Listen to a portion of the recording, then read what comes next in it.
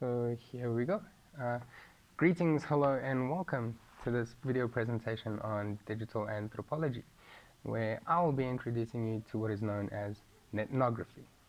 My name is Billy, and I am currently an undergraduate studying socio-cultural anthropology as well as archaeology through the University of South Africa. Now, I've titled this talk Armchair Anthropology, Introducing Netnography, because I think it kind of fits the overall theme and what we are going to be doing over here, which is looking at how we can conduct research even as junior anthropologists in digital spaces. So firstly, we are going to define exactly what netnography is. Then I will highlight some of the methods and show some basic examples of netnography in practice. I'll also give some pros and cons to consider, and then finally we will conclude by summarizing what we have learned so far. And with that, let's get into it. Alright, for a bit of background, the term netnography was originally coined back in 1995 by a researcher named Robert Kozinets, and it is basically just a combination of the words internet and ethnography. So it strictly focuses on doing ethnographic research in online spaces or cyberspace, whichever term you prefer. So if ethnography in simplified terms is the study of culture, then we can comfortably define netnography as the study of online culture. But take note that sometimes you might see the words digital ethnography and netnography being confused or used interchangeably. These are not the same, okay? The subtle difference is that netnography is strictly confined to and conducted online, while digital ethnography still involves a fair amount of interacting offline, okay?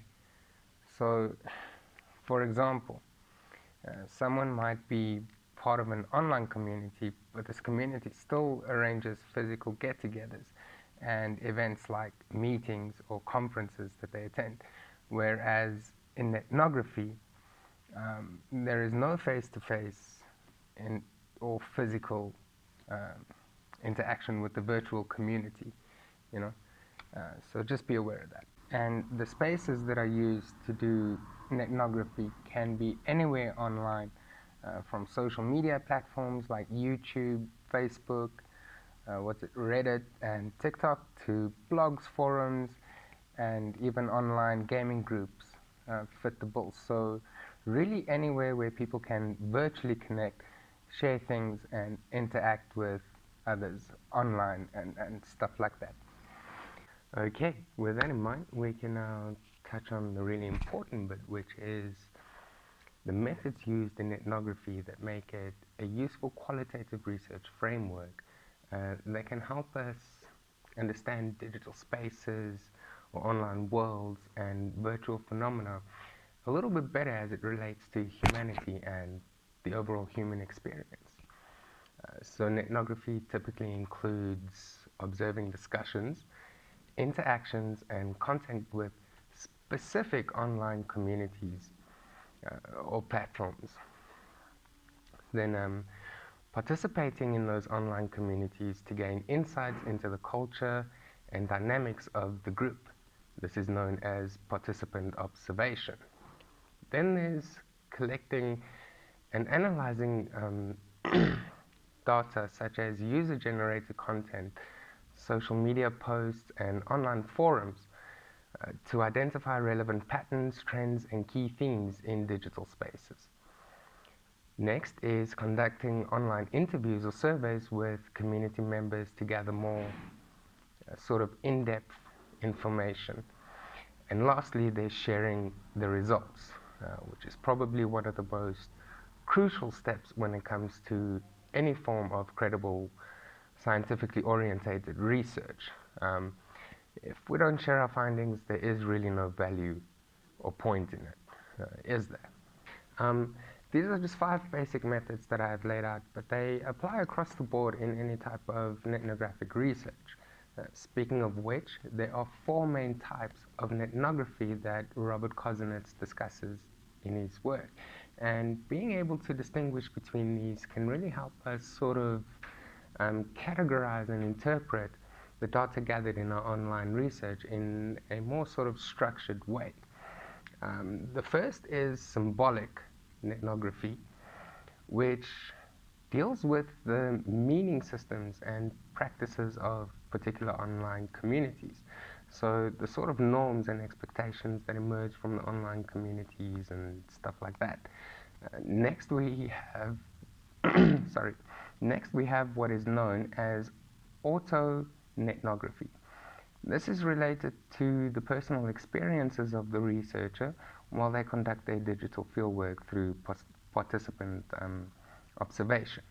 Then there's digital netnography, which might sound a little confusing at first, but Kozinets describes it as incorporating digital software tools and technologies into your research and is more concerned with the technical aspects of doing netnography. So, for example, if you are studying many communities and you use language or word recognition software and stuff like that, it fits into this section. And finally, we have humanist netnographies, which are focused on things like social issues, activism, and taking action through digital means. Think of something like signing petitions online to change policy, or specifically online activist groups and those sorts of things. So as we can see, it really uses traditional ethnographic methods. It's just applied in a digital context, and that's it. And with the technical stuff out of the way now, we can move on to the really fun and exciting bit, which is netnography in practice. For this part, I will be highlighting 2 examples of what we have covered up to now, so that we can really get a sense and idea of how netnography is applied. Okay, so the first example is from the work of an anthropologist named Michael Wesch and his students, who used YouTube as a platform to do netnography. This was from around 2006, the sort of really early days of social media. And what's cool is that Mr. Wesch still uploads content to his YouTube channel to this day. And then you can see a screenshot of Michael Wesch in the blue shirt over there, and some of his students that I took from his talk on an anthropological introduction to YouTube from back in 2008, which if you haven't seen it yet, I highly recommend it. It's just a really insightful little video. But what stands out about their research is that they were really some of the first to fully immerse themselves as anthropologists in the virtual world of YouTube. So they really got to capture, experience, and define the shift from offline communities to online communities in real time. For example, the concept of context collapse basically comes from that, which is a phenomenon where speaking into the camera and recording yourself is speaking to everyone, everywhere, all at once, and yet you're speaking to no one at the same time. And you have no idea who is on the other side, if anyone at all, really. And even as I'm creating this video, it's a really strange process and experience, because it's like I have a picture of what I want to do and an idea in my head of what I want to say, but the moment you sit down and you try and record and do this, it's like, yeah, everything just disappears. I don't know where it goes. It's a really strange feeling and phenomenon. And that happens. It's that hyper awareness of yourself and things. Fun though. Okay, so moving on to the second example, this is one of my own examples using Facebook and a group on there known as the Fraudulent Archaeology Wall of Shame. And the group was created around 8 years ago, and it currently has over 140,000 members, which is quite big for an archaeological interest group. The group falls within the categorization of humanitarian ethnography, since they're an online community against fraudulent archaeology and history and stuff like that, with a big focus on debunking pseudo garbage. Now, I'm not going to go into the community standards set by the group, it's a little word heavy, but I did add the screenshot just to show how community standards get shaped and communicated in online spaces. So my own interest in this group is looking at how we can better reach out to the public as professionals in our fields to help combat the rising popularity of pseudoscience, especially when it comes to archaeology for me.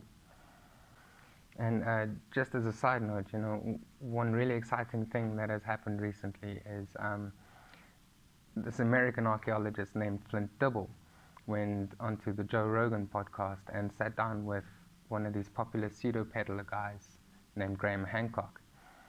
And it was really sort of like a historical event because it's really the first time an academic sat down with one of these guys and had a formal debate. And it was recorded, and you can go and watch it. It's over 4 hours.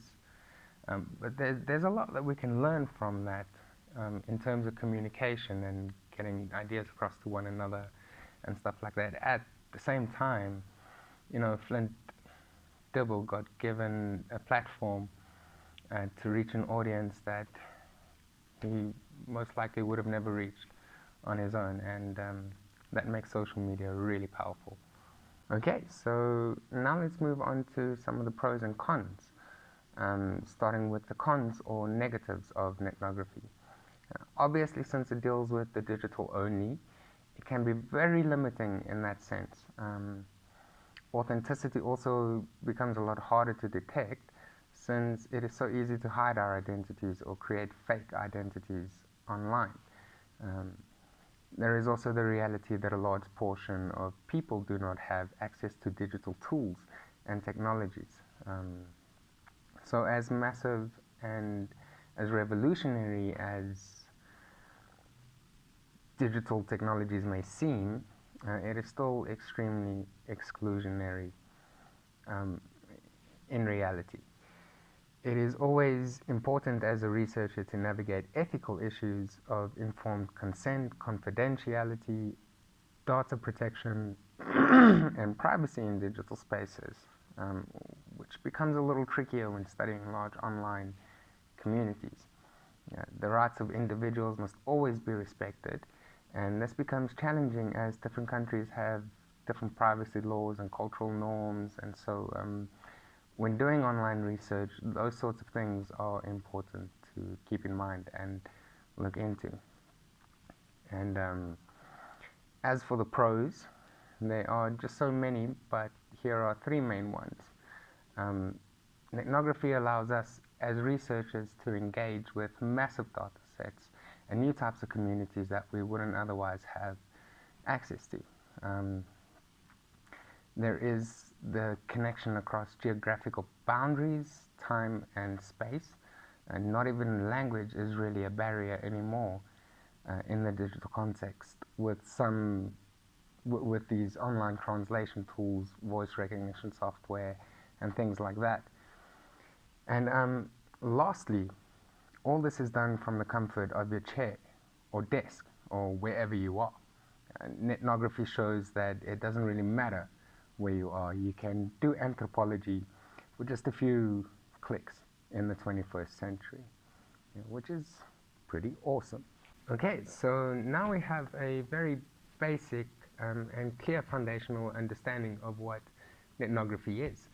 And as you can see, it's something of a complex framework, but it's really easy to apply, actually.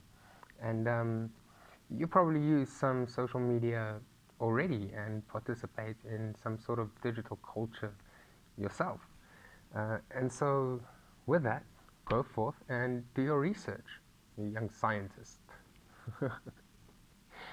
Okay, I thank you for watching, and this has been a really interesting and fun experience.